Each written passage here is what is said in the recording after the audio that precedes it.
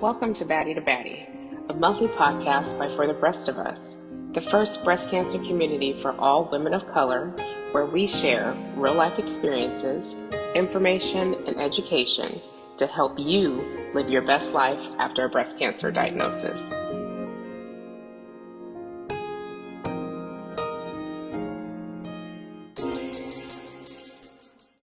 Hey girl, hey.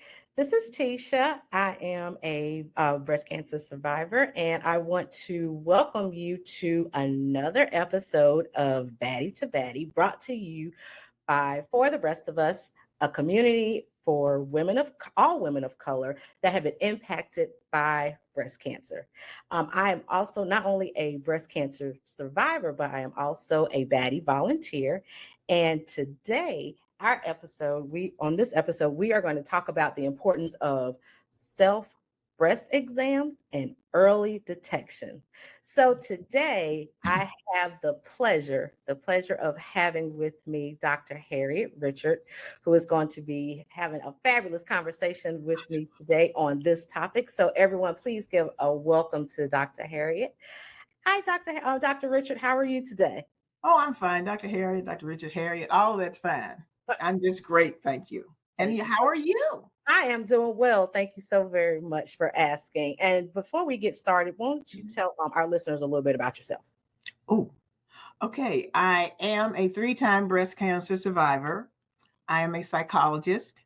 Yes, I'm a psychologist, and I teach at Johnson C. Smith University in Charlotte, North Carolina. Okay. What else? Oh, I'm a researcher. And I don't know. I just enjoy doing all kinds of things. Now playing pickleball, get retiring, but I seem to be doing more, even though I'm retiring, than I was when I was doing my regular job. Okay? Right. Well, I've been teaching for 40 years, and yeah. Okay, so a fellow educator. I'm a kindergarten teacher, so I'm on the opposite end of the spectrum with you. Are. I'm glad you're with the babies, girl. That's what my heart is. My heart is with the babies. But those are the only people that can teach those babies. Let me just tell you too. And I wish I could see the retirement. I'm over the hump, and I can see the retirement line, but I'm almost there, but not quite yet. I'm sure that you are just living life in the second half of your life. You're doing some awesome things, and to a 3-time cancer survivor. Yeah. Woo! Wow. And you are living. Talk about resilience. Talk about strong and empowering. Look, I mean, here you are. Prime example.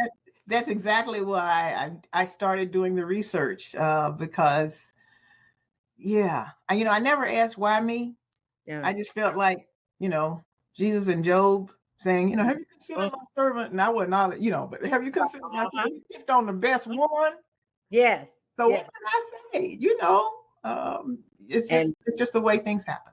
And the enemy tried it 3 times, and he did not succeed. And look at you, just fabulous. That is just awesome, and that is so awesome and amazing. And it's funny that you mentioned that, because when I was going through my journey, I often thought about the story of Job and how God, how the enemy wanted to test Job and kill and destroy. Not quite kill, but destroys everything around him. Indeed. Exactly. And so he picked the best. He picked the right one, and he did not succeed, and we are so thankful for that. But today, let's just get into our conversation. Today, we are talking about self breast exams and early detection, because that I can't even stress how important that is to especially for women of color. It is crucial for women of color to be aware of your bodies. Talk about how did you, when you first got cancer, how did you discover it? Well, I was not as I did not do as many self-exams as I should have done, but my cancers were never discovered through self-exam. they were discovered primarily through the mammogram. And in fact, Black women have a history of dense breasts.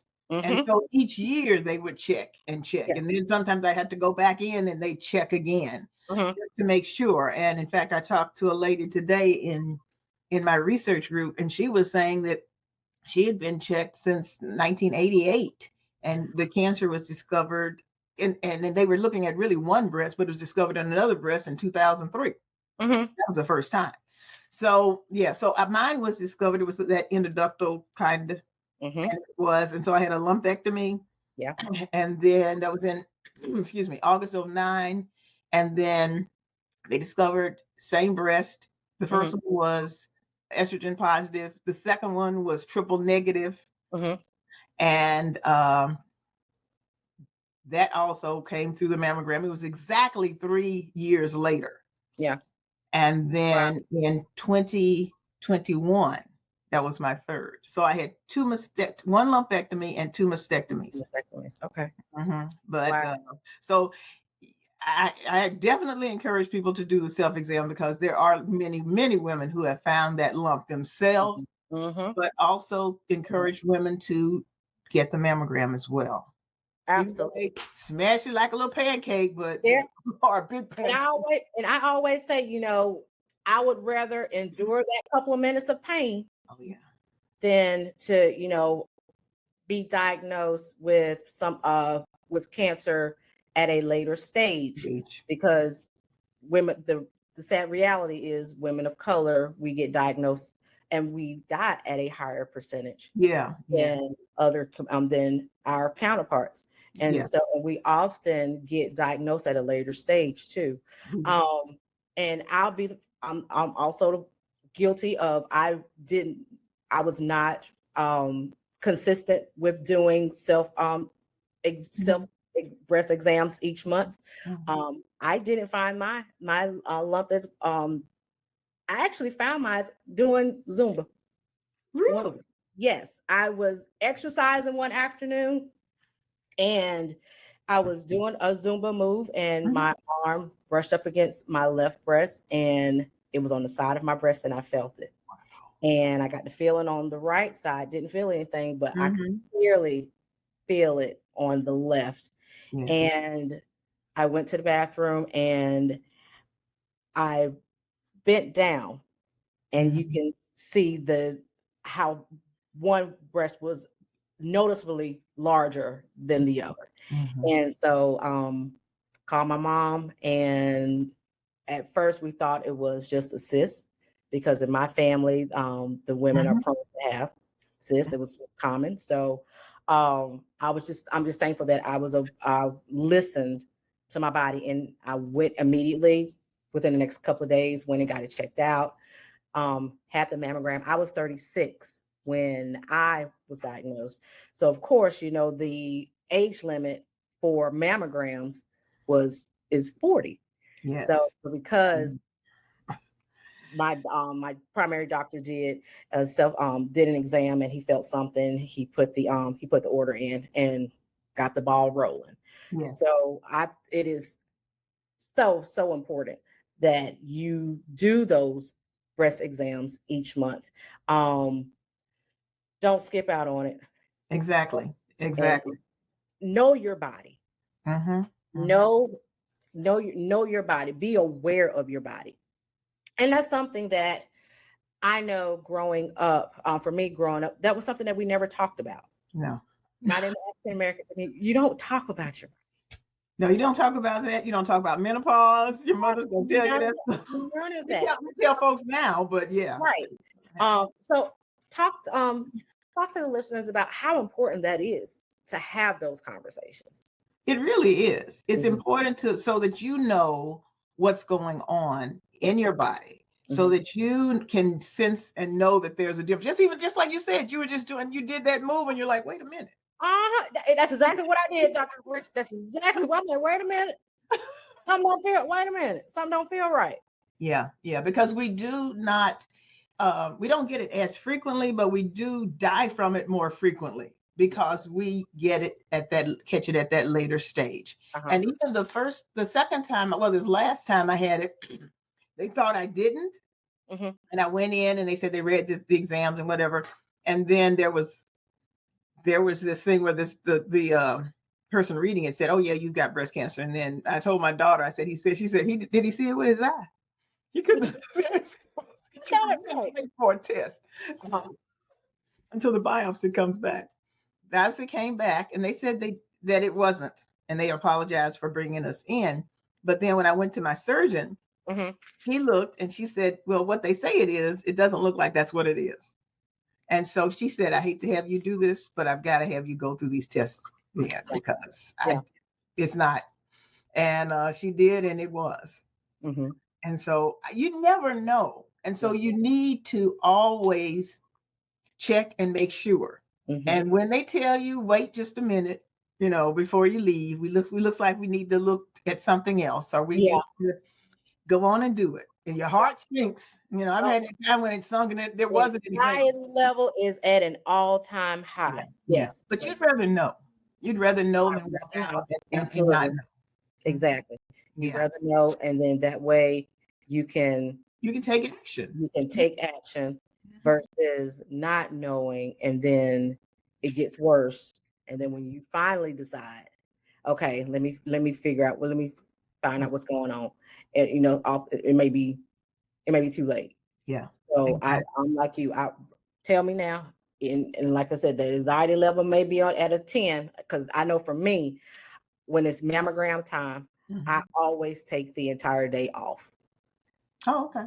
I have to. I take the entire day off, and I get my and I go get my mammograms done first thing in the morning, and so that way when I get the results, that I'm all clear, I can and just decompress and just enjoy my day. So that has always been a tradition for me to just take the day. Like a good tradition. Something nice for myself. Just do something. Like if I had any more, but I only had 2, and they tried to kill me, so I don't have any. But that would be what I would do. Absolutely. And just to and also for those that are listening, self-exams, I want to stress this. Doing a self-breast exam does not replace getting a mammogram. Make sure you do both. Get those mammograms done every year, or however your doctor prescribes, recommends that you do it, but get it done. But also each month, if you can remember, definitely do your self-breast exams, but that does not take the place of a mammogram. So make sure you get both of them done. And when you're doing them, and when you're doing those self-checks, making sure that your hand is you are circling around your breast, checking for any discharge in your nipples, any change, anything that just looks different. And I tell let my listeners, you are your best and strongest advocate. Absolutely. You know your body better than anybody else. Any changes, please don't sit on it. Go get it checked out. So also, Dr. Richard, I want to keep calling you Dr. Harriet. I'm from the South. I'm from South Carolina, so I want to be. Well, you told me to call you Dr. Harriet, so I will call you Dr. Harriet. So, Dr. Harriet, talk to you mentioned about a research study. Yes. That you do. So, can you talk to our listeners a little bit about the research study that you're doing? All right. Okay. Well, the research study is about breast cancer, and we are looking at women who are over 50 years of age, African Americans, living right now. The study is in North Carolina. Those are the only ones that we're looking at. And these are women who have also had a mastectomy. Okay. And this is through Atrium Health and Wake Forest University, along with Johnson C. Smith University. And I am the lead on that, that research. And so far we're rolling along, interviewing. Hopefully within this month and next month, we'll get as many women as we can get into our interview system, because we're really looking at the journey and looking at post-traumatic growth.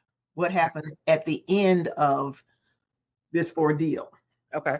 Okay, because when you have breast cancer and you've gone through a mastectomy, it is traumatic. Yes, you do suffer from PTSD. They don't want to talk about it, but yes, that is what happens. You get the depression and all of that. Mm-hmm. But on the other side of it, you have post-traumatic growth. Okay. And this happens in a way that, in fact, I have a group at church where all have had cancer of one sort or another. It's called Cross Ministry. Okay. And I asked the ladies, I was facilitating one of the sessions, and I said, well, what are you doing now that you didn't even think you could do before? Yeah.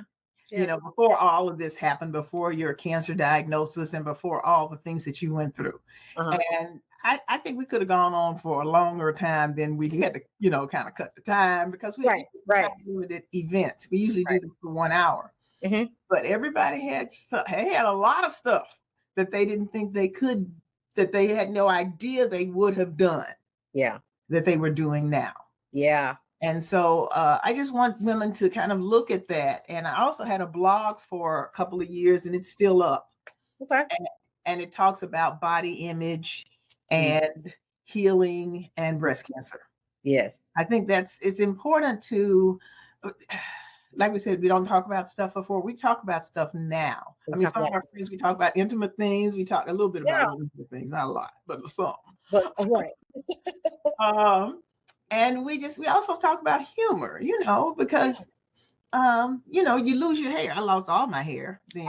So did I. Mm-hmm. I had chemo and radiation. Yep. And so my friend went to the wig place, met me there after they cut my locks and everything. They were already, the part just got real, like this big. I was like, okay, I think it's time to cut them.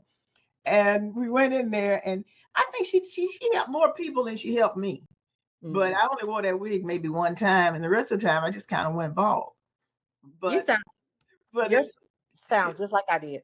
That sound the exact same thing. What you did?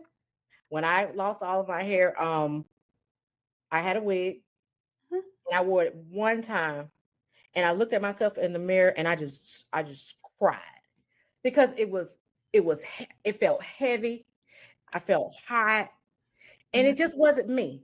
Yeah, it wasn't me. And I remember calling my mom, and I was crying on the phone, and she was like, "Take it off, and don't put it back on." Yeah. And I didn't. And after that day, I started wearing scarves. Mm-hmm. I wore scarves, but then after a while, I'm like, "Take it off, Tisha, and embrace your baldness." And that's exactly what I did. Yeah. Well, I did that with the wigs. I'm having more difficult time now with the mastectomy in terms of doing.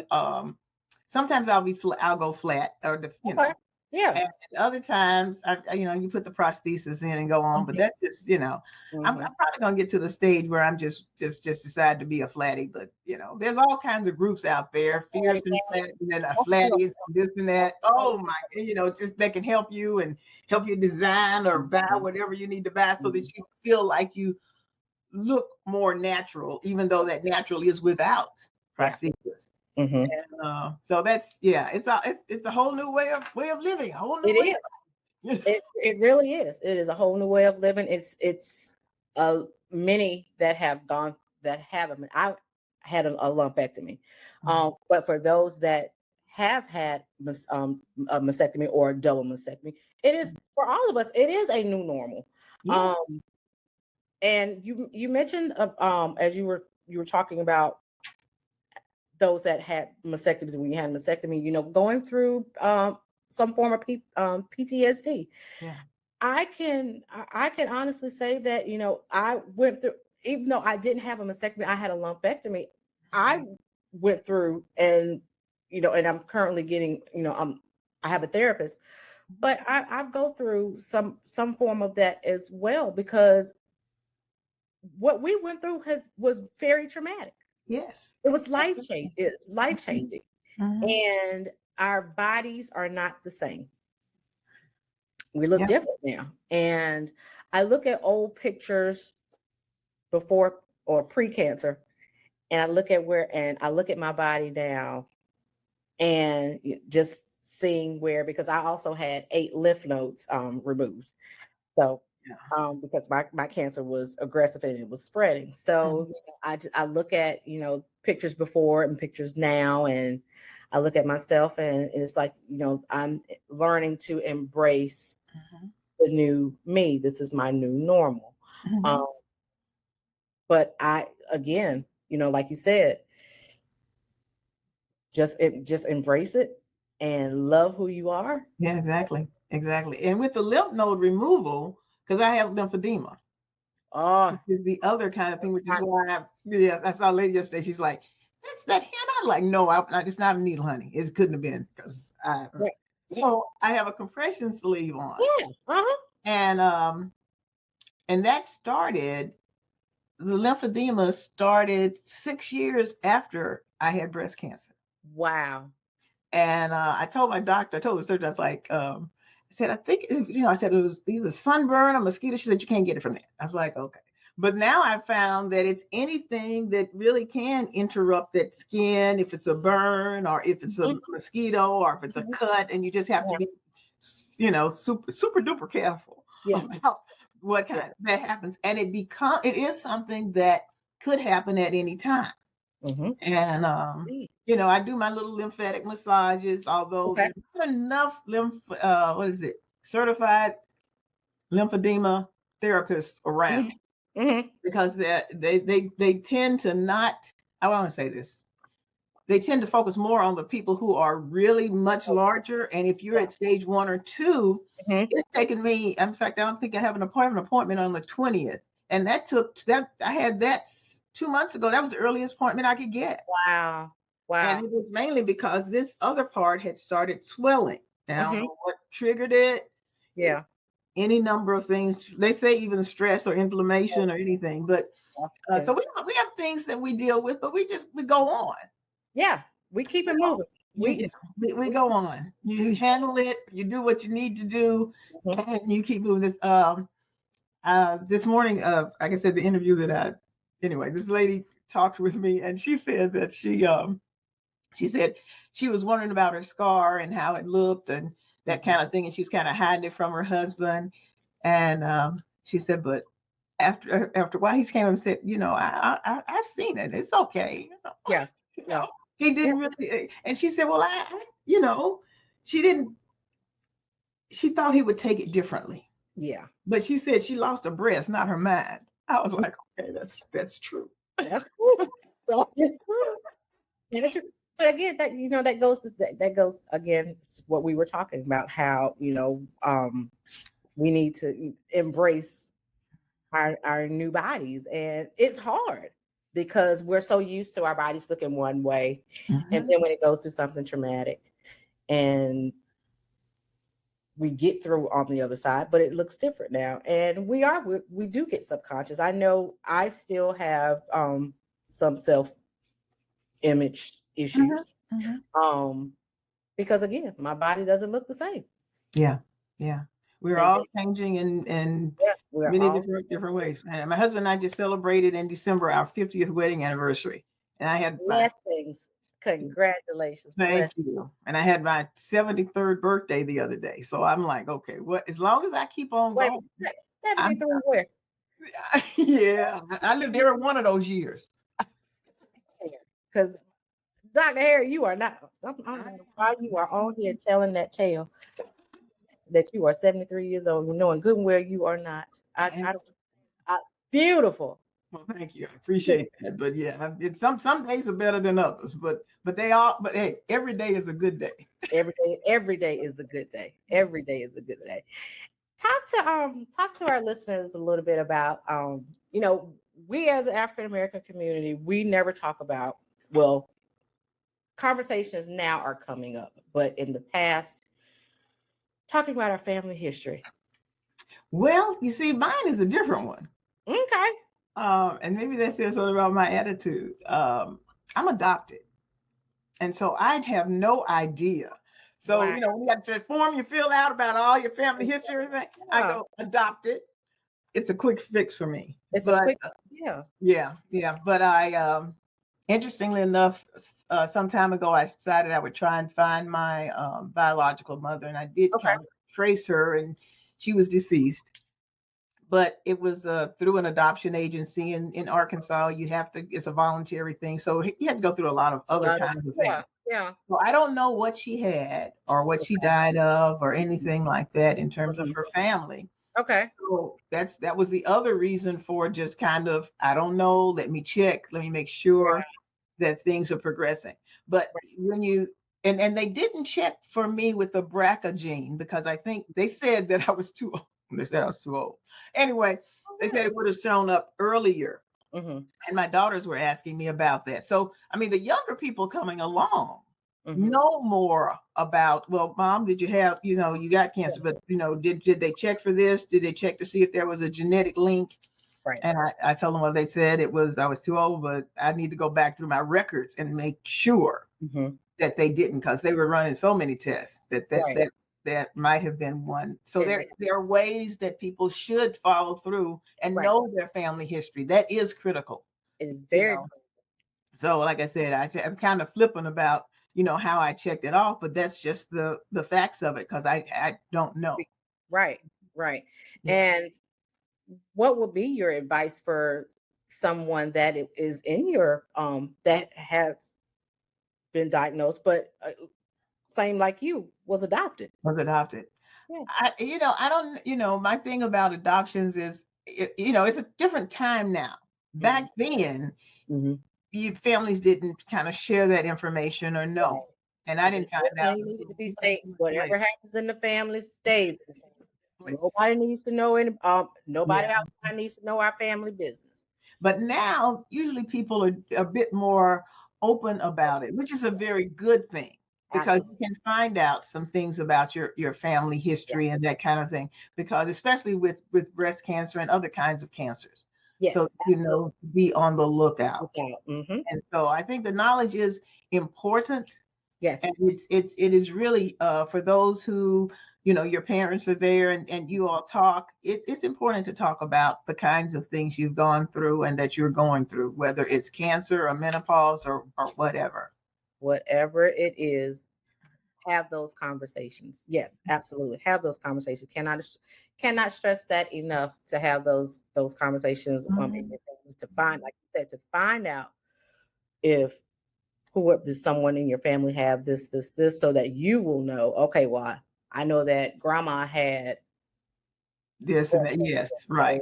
or great grandma had, this. So I need to look out for this Mhm. that's going Mhm. on, to make sure that I stay on top of it. Because again, we don't talk about it. We always say, nobody needs to know family business. It needs to stay within the family. But have those conversations. Yeah, I Those think are it's important. important. It is very important. And also, whenever you are, again, can't stress enough, when you see changes in your body, don't wait.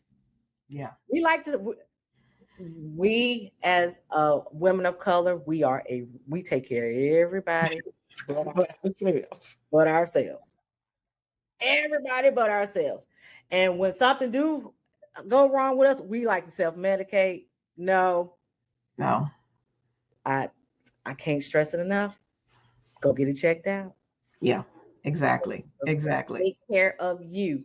You Mhm. can't take care of everybody else if you don't have you 100%. Exactly. And there's so many, you're part of different groups and organizations and Oh, everything. And so you talk with your friends about things, uh-huh. and you all share, and you want to have, do you do breast exams?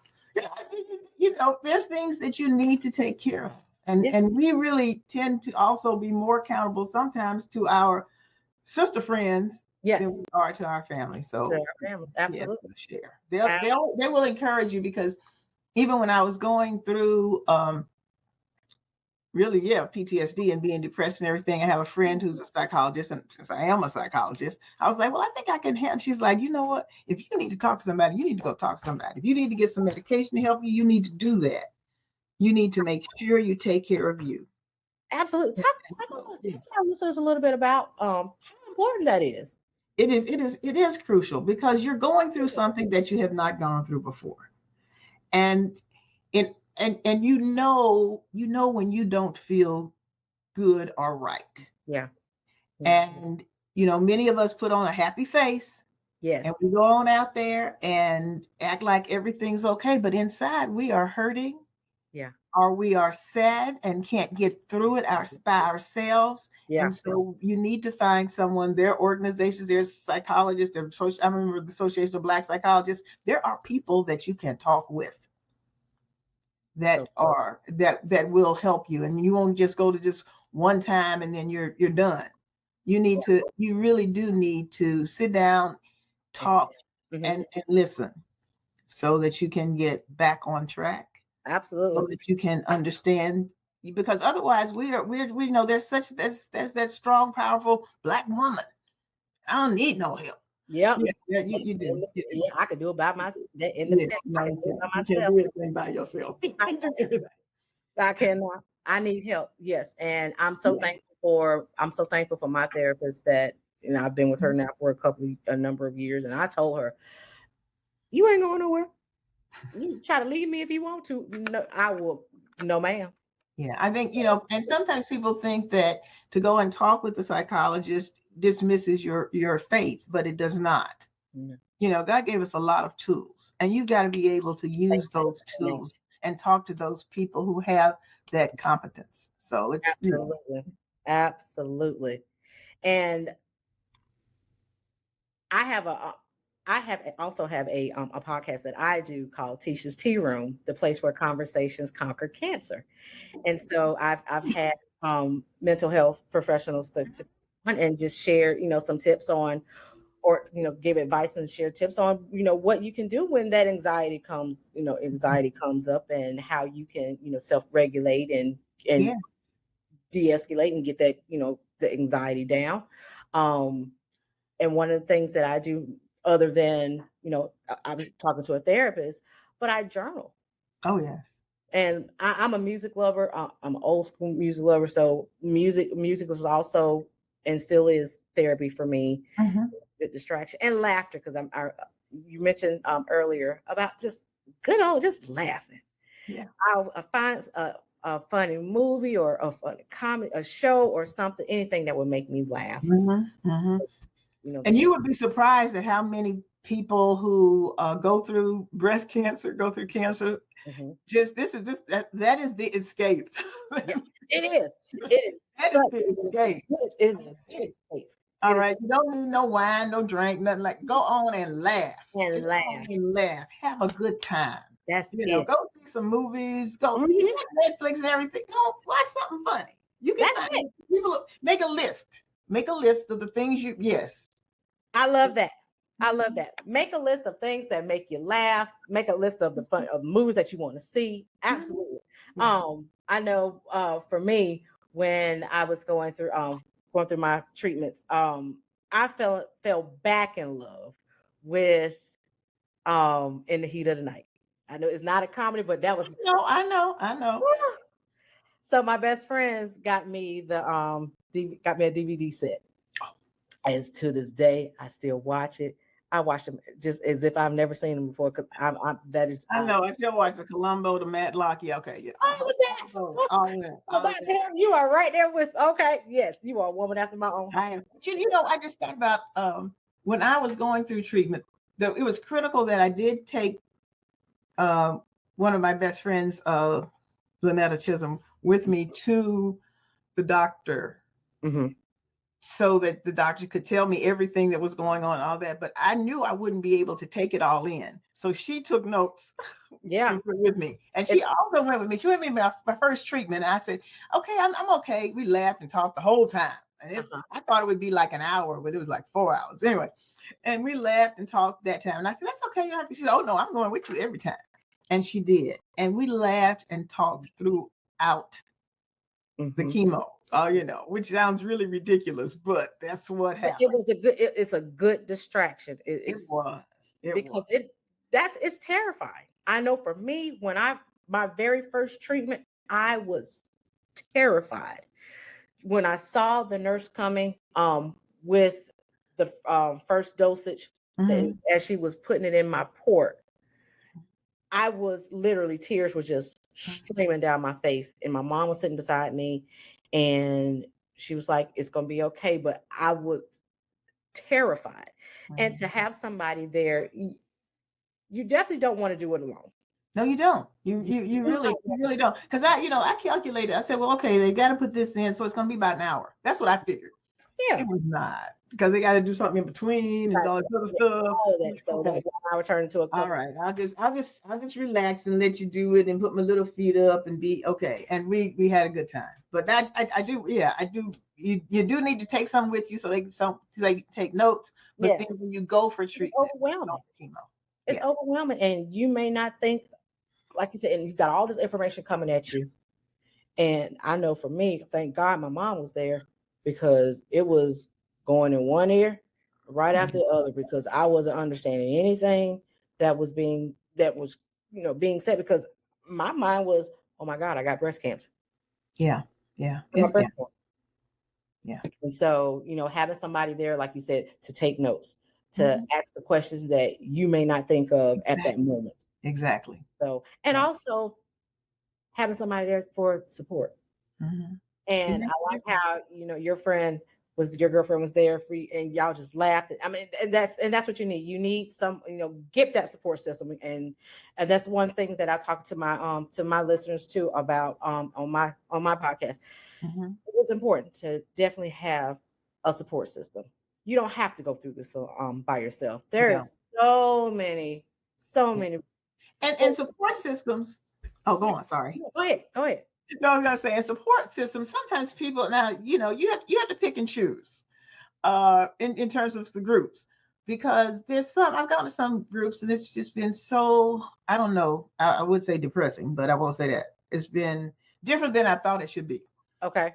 But when you go to you know what works for you. You know what fits. Yes. And what fit for me is a group that I think we go in and you talk about what you have maybe the first time. That's it. And the rest of the time you are just together enjoying the time and sharing, but not sharing so much about your disease or what's happening to you. And I think that, and for me, that's just great. That's just great. Yeah. Yeah. So you have to pick and choose. So don't say, I don't want to go to any groups. I just want to be here by myself. And well, you might need somebody else. Yeah. And like you said, because there are a lot more organizations and support groups that focus on women of color. There are a lot more organizations are now surfacing. And I'm so thankful about that, because we need that representation. Yeah. Like you said, you need to pick and choose, because personalities can clash. So you want to make sure that you find the one that best fits your lifestyle, that best fits your personality, because you don't want to add no more added stress onto what you're already going through. Absolutely, that is absolutely important. Yeah. And I would say, again, advocating for yourself. Yeah. There are lots of groups. I think I don't know. I think I've done different. It's funny, for the I've run 3 marathons, and they were for the lymphoma and something else. It was the team in training. Okay. And one Honolulu, Alaska, and Chicago. Wow. But I also think it was also moving into something else. I wanted to do more. Okay. I wanted to, do something different. I do like doing different things. Yes. Because I did the blog for 2 years every week. That was okay. Edited 50 times in order to put it out. That was wow. But it was fun, and it still is fun. And I the idea was body image and being confident and just being yourself. Being yourself. Yeah, being true to that. And I think, and for me, what made me create Tisha's Tea Room, I Yeah. wanted another platform for women of color that came behind me to Mhm. have to have a resource, to have somewhere to come and listen to other thrivers and survivors share their stories, Mhm. um, and just to give them encouragement, to give them support, and again, just give a safe space. Um, and I am excited to say that next Monday we will Teacher's Tea Room will turn 4 years old. So we 4 years. four years, Ooh, 4 years old, very good. and so we are having. I'm going to have my 4 year anniversary show on next Monday. So I'll please tune in to Facebook Live, and I also have it on my YouTube channel, Tisha's Oh, Tea Room. look at you. All right. It is just again I wanted to create a a safe space, another platform, another resource for women of color to have when they are going through their journey, so that again to let encourage them and to let them know that you don't have to go through this alone, and to educate and to Yeah. advocate Yeah. for those that that may not have that voice. That's So one of the things that I'm having difficulty trying to figure out because after the research is done, which in December we should be wrapping up and we would okay, report, but I want to make sure that because I've written articles about breast cancer and about some of this, but it doesn't, it's in the journals at the universities. It's not out to everyday people. And so I really need to find a way to make okay, sure that it's available yes, and easily accessed. And yes. that's yeah. So anybody wants to suggest anything, let me know. Because the more we know, and the more access that we have, like you said, to the research, because the research that you're doing I'm sure is absolutely amazing, and it is needed, it's important. Yeah, because we But don't have that much that we talks don't about have women. Yeah, we exactly don't we don't like have that women. much, and Yeah. what we do have, we need it to be readily accessible and Yes. easily accessible Yes. for everyone to get to, so that we can educate ourselves and we Right. can bring awareness to our communities, because there's our communities, they're not aware, they don't have that education, and so that is why you have For the Rest of Us, that's why you have Tisha's Tea Room, and you have other organizations, wonderful organizations out there, like Touch and Pink for the City, Yeah, that but you have a lot. There's a lot, but there is y'all are killing the game. I yeah, do want to say that you all are really for the rest of us is phenomenal. and I'm so thankful to be, to be a Baddie volunteer and to be a part of this. Marissa and the co-founder and I are really close. And for when she came to me to ask, would I partner with Tisha's Tea Room, partner with For the Rest of Us to do these conversations, that was a no-brainer, absolutely, because the more people we can reach, Yeah. the more that we can be on top of our health, and the more representation that we can get out in the community, so that they can see, okay, you know what, there's somebody out there that went through that Well, man that's went through what I'm going through right now. yeah. Look at him. Look at Dr. Harris. She done ran three. She a breast cancer survivor. She done ran marathons. I can't even run down the road and without Now about that was a little bit ago. It wasn't a long time ago, but it was a bit ago. still look at you. I mean, you're doing all this wonderful research, and you're just doing such amazing work, and we can't thank you enough for everything that you're doing. And But the thing is, and I think I was listening. I don't know if our pastor said something about it. He was just talking about the trials that we go through and the rest of it and how we can overcome, etc. Mhm. And he said, some of you all are doing stuff that you wouldn't be doing if you hadn't gone through that trial. That's it. I nearly cried. I was like, I probably would have been laid out, knowing me. I wouldn't have laid out. I would not. I Yeah, don't know. yeah. I don't know. Nope. You know I, what? had I not gone exactly, And my, you know what? And my pastor, it just made me think about something. My pastor said something similar, to what your pastor said. He said, how would you have known that God is a healer if you hadn't gone through what you have gone through? When he said that, I was done. Yep. I was done. Yep. How do you know? How would you have known that God is faithful if you had not gone through? Because when I tell you, He was there with me every step of the way. He was there for you every step of the way. Because look at you. Yeah. I mean, one of the things that I have often said is that every day for me is a blessing. Now, regardless of what women choose to do or not do, and I'm for you taking care of your own body, doing what you want to do. That's right. But I was adopted, and so each day is a blessing. Each day is a blessing. Each day. Well, listeners, I don't know about you, but I have been blessed by this conversation. Dr. Harry, I can talk to you all day. You all day. Oh my goodness. What?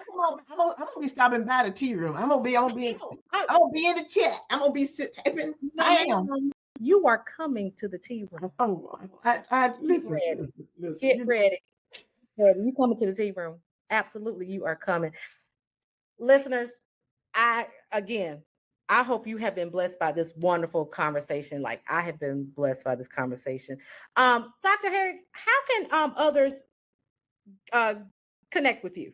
Do you have any social media handles that I have? Listen, which ones are active? That's what my daughter said. You need to name what's active. What's that? Well, what's active, Dr. That would be Facebook. That would be it. Okay. Yes, and then you can go to hwrichard.info, which is the blog. Okay. Okay, but Harriet HAR spelled the way it is, Harriet Richard on Facebook, and that's where I am. And Alice, you heard, because I'm definitely going to find you, and I'm going to connect with you. And again, you are coming to the tea room. And now that wasn't a plug. I really wasn't trying to come to the tea room. Yes, even if you was trying to plug, I had already made it up in my mind. You come. Yeah, it was I have to get Dr. Harry in the tea room. She has to come. But before we get off, I do want to take a quick minute to give a shout out to one of our amazing sponsors, Eli Lilly, for supporting our mission for Baddie to Baddie. And because of their generosity, we can have these important conversations and bring awareness and advocacy to our growing community of women of color that have been impacted by breast cancer. So again, I want to thank everyone for tuning in, and be sure to like and subscribe to Baddie on Spotify, Apple Podcasts, or wherever you listen to your podcast. And also, please like and subscribe to Tisha's Tea Room, the place where conversations conquer cancer, on YouTube, as well as Facebook. And with that, again, I am Tisha, and I am so honored to be here today and having this wonderful conversation with Dr. Harry. Again, thank you so very much. And my pleasure. My pleasure. Have a wonderful, wonderful evening, everyone. Take care. Bye-bye. Bye-bye. This is another Baddie creation brought to you by For the Breast of Us. Don't forget to subscribe to Baddie wherever you get your podcasts. And follow us on Facebook and Instagram at For the Breast of Us, on Twitter at The Breast of Us, and check us out online at breastofus.com. Thanks for listening.